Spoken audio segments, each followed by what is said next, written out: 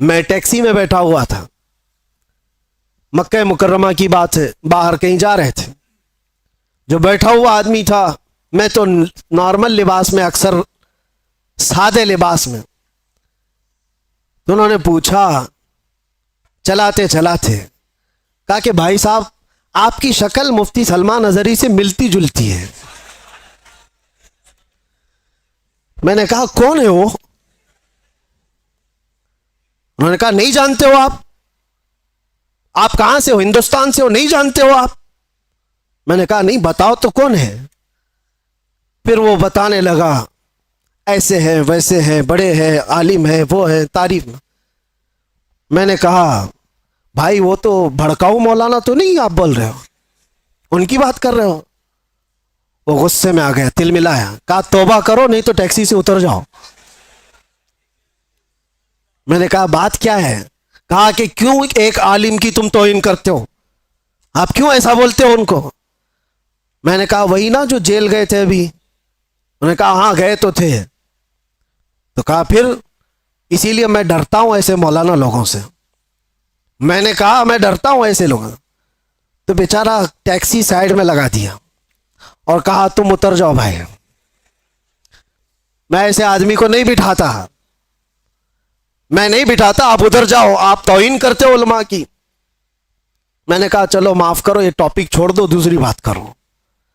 پھر وہ یوٹیوب کھول کر کے دکھانے لگے، یہ دیکھو، یہ سنو، حق بات کہا ہے، ظالموں نے پکڑا ہے، فلاں فلاں ساری چیزیں بیان، خاموشی سے سنتے رہے.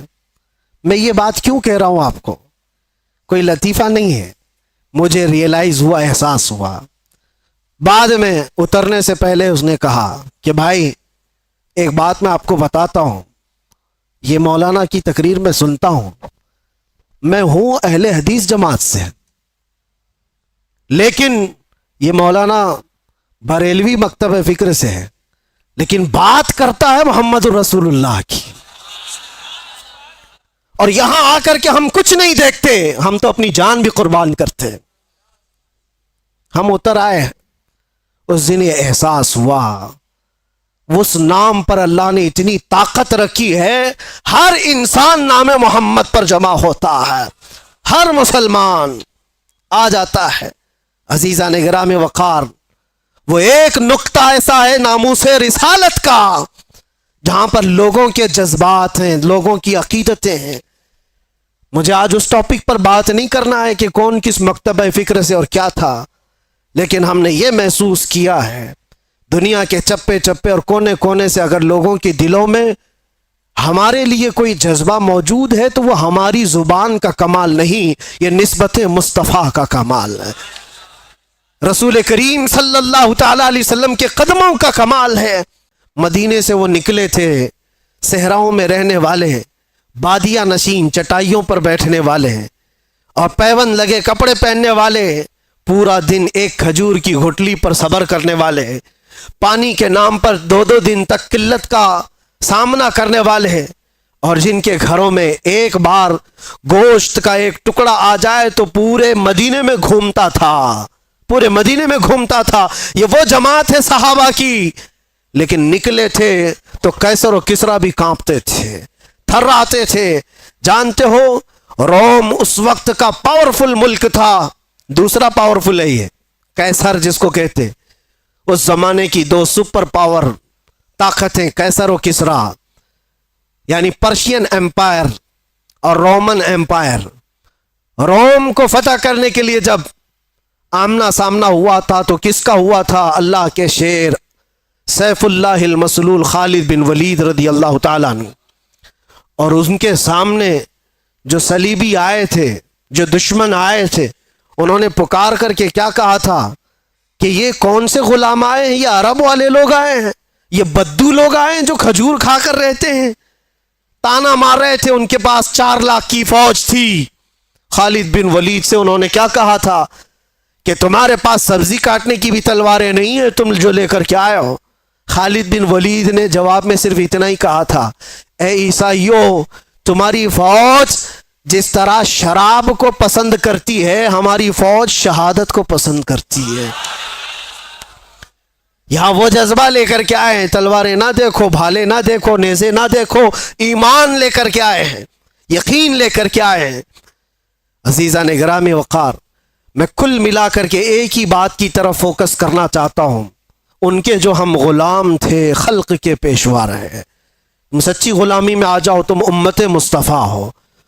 اللہ تعالیٰ نے قرآن میں تمہیں خیر امت کہا ہے۔ کیا آج کسی جوان کو یہ زیب دیتا ہے کہ اس کے ہاتھ میں شراب کی بوتل ہو، تاش کے پتے ہو؟